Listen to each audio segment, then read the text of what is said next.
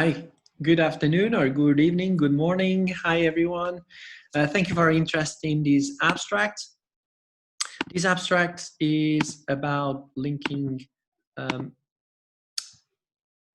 some of the work that we've done on communication and education and outreach and how it bridges with a wide range of other stakeholders. Particularly linking into, for example, the Antarctic Treaty system. And due to our experience, this is something that we been working recently in the last few years. So the main point of this presentation is to give you very briefly the work that we've been doing, not only with educators, but with other fellow scientists and policymakers at the Antarctic Treaty consultative meetings. So that's why with these co-authors, we have like Dragomir Matiev, that is one of the representatives of Bulgaria, which is the leading country that is coordinating the intersectional contact group on education outreach at the Antarctic Treaty, but also educators like Patricia Fialho and Marta Espírito Santo, and early career scientists like José Xavier and Beatriz Bento. So this is the group that led some of the work that I'm going to present to you. I think from an education and outreach perspective, I think we should always look into the broader scale. What is the relevance of Antarctica and Southern Ocean? I'm just going to touch you in very briefly. If you, for example, if you're an educator that you're watching this talk, what you should be aware of, what is happening in the Southern Ocean, and provide you some guidance on that. What is the work that we've been doing on these issues that I just mentioned, and what should we look for in the future? One thing that you should look at from an education and outreach perspective is what is the evidence on the Southern Ocean and Antarctica is changing. This is our recent papers that and reports that you should be aware of. For example, one of the reviews that it's a landmark that will be very important for you to have a look at. And in the future, there will be another update in the near future. But Turner et al. Reviewed how is Antarctica and Southern Ocean changing in 2014. But for example, complementing to this work, we have already evidence. This is this year's papers led by Ben, for example, looking at wind changes and how the oceans are changing, how much is warming, and their properties are changing as well with the CO2 increasing. The IPCC is the Intergovernmental Panel for Climate Change report that links climate with the impacts regionally, so it's a must read. So do have a look. Every time you hear about IPCC, they are a body composed by scientists, but they have the stamp of policymakers. So it makes these statements very robust when related to climate change. And ocean acidification, for example, this is a classic paper by Orr that is a must read. And if you want to hear the latest news, look at, for example, Pete Convey and Lloyd Peck at the British Antarctic Survey. There's an interesting review on some of the changes that have been occurring in the Southern Ocean and in Antarctica and the continent itself. So it gives you as an educator a really nice context on the evidence, the scientific evidence that Antarctica and Southern Ocean is changing. So it's there. And the Southern Ocean and Antarctica is part of the bigger puzzle, how the planet actually functions. So, and the role of Antarctica and the Southern Ocean has been acknowledged as very important. So the role as from an educational perspective is very important. We really need to know and to tell to the rest of the world how is the Southern Ocean and Antarctica is changing, and find the best ways to do it. The rest of the world wants to learn about it. For example, here they have a UN Secretary General, Antonio Guterres, literally underwater and emphasizing the relevance of climate change to the planet. So the relevance of Antarctica in this context is quite important, and is something that, for example, from an educational perspective, is one of the first arguments when we're talking about and explaining why should we do science in Antarctica. But the rest of the ones to learn about it, this is some of the work that we looked at, and linking the science, the evidence that we have into education and policy making, for example, or at least make aware of the changes that are happening. So led by Stephen Rintoul, what we did was to look at the IPCC model, so these group of scientists that looked at ways of understanding what will happening in the future. So if you look at business as usual, that's where we're looking at the model at the moment. The model is RCP 8.5, is a code, literally, is a type of model that says that this is business as usual. If we did what we're doing now, this is where we're going for high emissions, which is not very good. And low emissions is when we have some mitigation measures that we will be able to fight climate change. And one of the conclusions is, irrespectively of the models, so one high and one low, and what it showed is there's always increases in global air temperature, or the contribution of sea level rise. The big difference is that high emissions scenario is more worrying, because some of these processes can be reversible, and they are very worrying because we're talking about 3 times more the problems, and the impact in society and the costs around the world with sea level rise will be huge. So here's a figure that really shows what is likely to happen in the future, in the coming decades. Changes in the ocean, changes in the animals that live there, and also in land.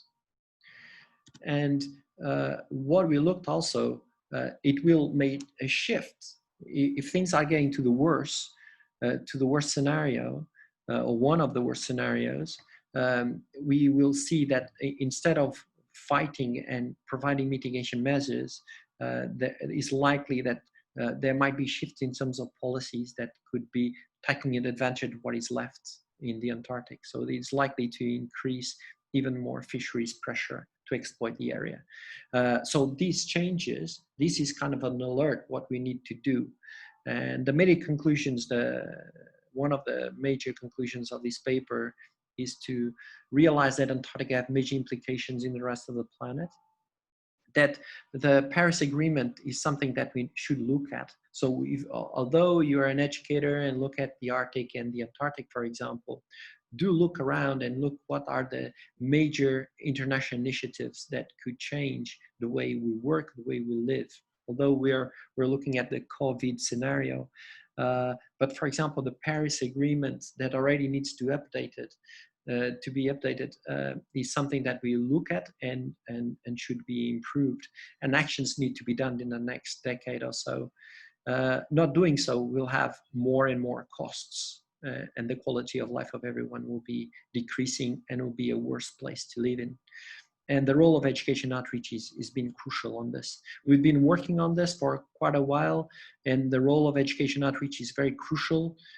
As I'm a marine biologist, so we looked at the challenges that we have in terms of the research that needs to be done. Not only we identified what those areas are, from the open ocean to the deep sea, but the relevance of collecting key information and monitoring programs that can provide you the right information. So it's not just going there to Antarctica once and that's it. You need to constantly monitor key species like tall predators, and link what the fisheries are looking at, and how climate change or ocean acidification, ocean currents, all these processes together, how can we identify these drivers that can affect the animals that live there is quite crucial, so that we can develop with the right communication the development of the correct policies. And this is something that we're working on at the moment. Using the Antarctic Treaty is very important. They have, the Antarctic Treaty system is focused on 3 major issues: is the relevance of science, cooperation, and the importance of protecting the area for the benefit of humankind. So it's an area devoted for science and for peace. So most of you are familiar with this. We're talking about more than 50 countries, and from a diplomatic perspective, it's very refreshing to be there.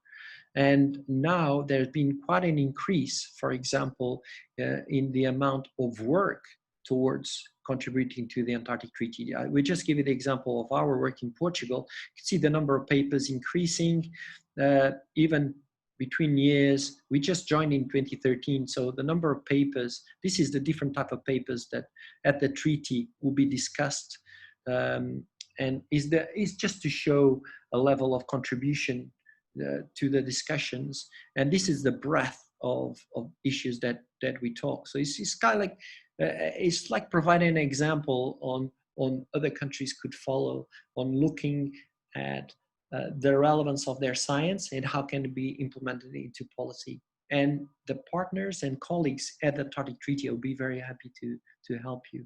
And here, education and outreach is very important.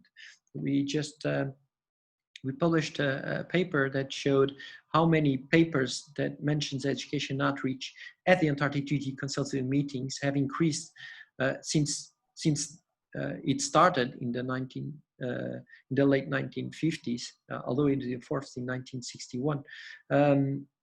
But since then, you could see the number of papers increasing dramatically in the last few years. So it shows that the treaty countries and partners involved are far more conscious on the relevance of education outreach. So it's something that we need to work on.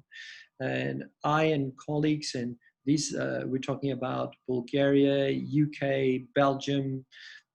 We also have Spain involved in the coordination processes, and Brazil, for example. There are some of the leading countries that are engaging with more than the 50 countries that are involved in the Antarctic Treaty, that lead some of the work that needs to be done within the treaty to make sure that we understand what the treaty does and how it can be relevant to the rest of the world.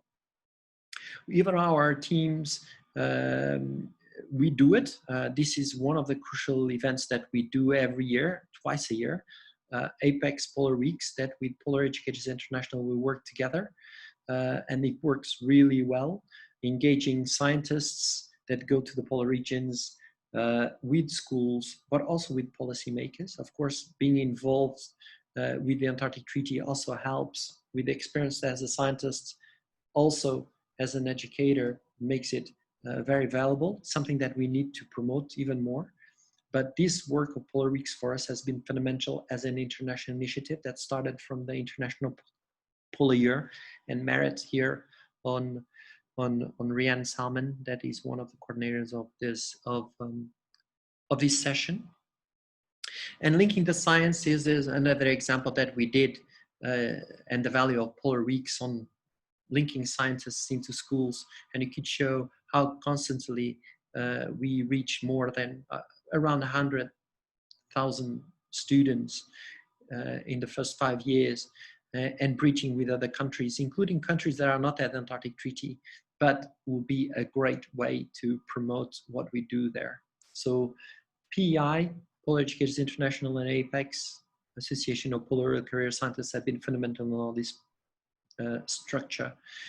We also envision on each year to make sure certain topics that I think will be very relevant. Of course, we talk with our policymakers, and this is our president that we were invited to go there and explain the relevance of Antarctic science.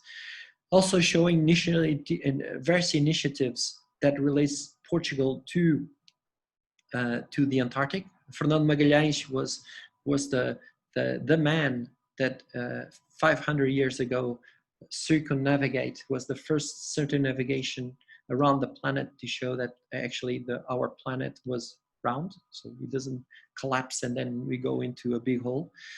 He was the one that defied and created this expedition 500 years ago, and we're celebrating his vision because he did go very close to the Antarctic. Terra incognita, as they would call it.